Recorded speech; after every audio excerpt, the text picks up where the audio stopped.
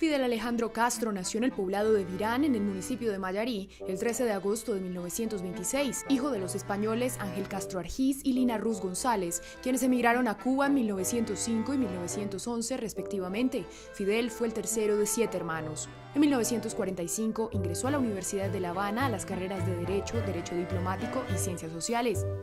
En 1948 viajó a Colombia como delegado de la Fundación Estudiantil Universitaria para asistir a la 9ª Conferencia Panamericana y reunirse con el candidato presidencial Jorge Eliezer Gaitán, encuentro que no se dio pues ese día, el 9 de abril, Gaitán fue asesinado y ocurrió la revuelta conocida como el Bogotazo.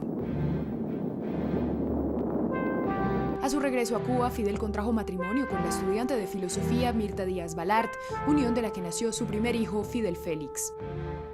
En 1952 se produjo el golpe de Estado encabezado por el general Fulgencio Batista, con el que fue derrocado el presidente Carlos Prioso Carras. Esta victoria fue reconocida por Estados Unidos y rechazada por Fidel y sus compañeros del Partido Ortodoxo. Para ese momento, Cuba vivía un clima de desazón que se profundizó con una serie de medidas tomadas por el nuevo presidente, que de acuerdo con cientos de opositores favorecían a Estados Unidos y a una reducida clase oligarca, fomentando la corrupción dentro de la isla. He llevado por mi amor al pueblo. Fue en ese momento que un grupo de jóvenes del Partido Ortodoxo se autotituló la Generación del Centenario por coincidir con los 100 años del nacimiento de José Martí y liderados por Fidel Castro, el 26 de julio de 1953, intentaron tomar el cuartel Moncada, ubicado en Santiago de Cuba, y el cuartel Carlos Manuel de Céspedes en Bayamo, fracasando en el intento. 8 fallecieron en la operación y otros 61 fueron encarcelados, entre ellos Fidel.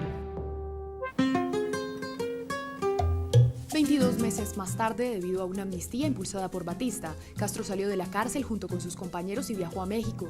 Fue allí donde clandestinamente compró el barco Granma y fundó oficialmente el movimiento 26 de julio, que buscaba derrotar al actual presidente cubano. Dentro del Granma, con un grupo de aproximadamente 80 personas, logró reingresar a la isla en diciembre de 1956. Se refugió en Sierra Maestra e inició formalmente la lucha guerrillera en las montañas.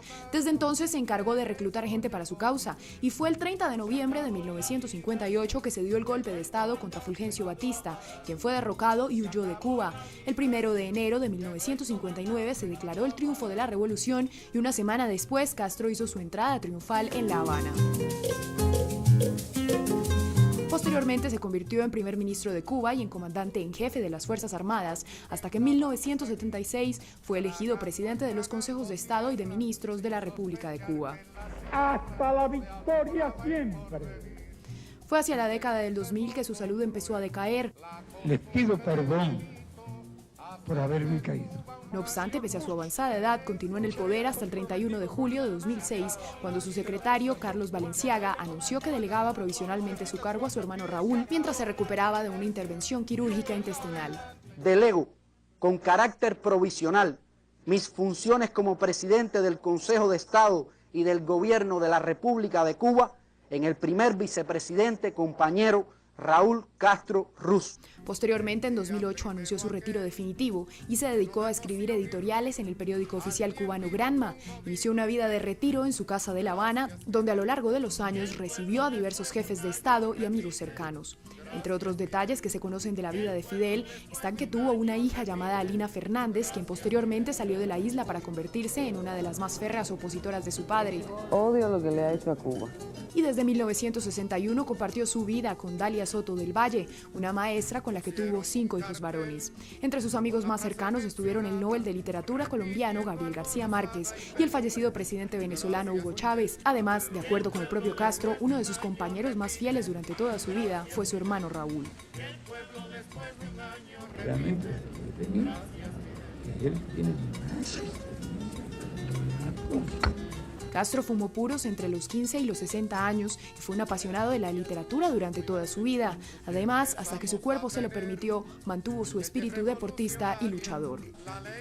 Moriré combatiendo.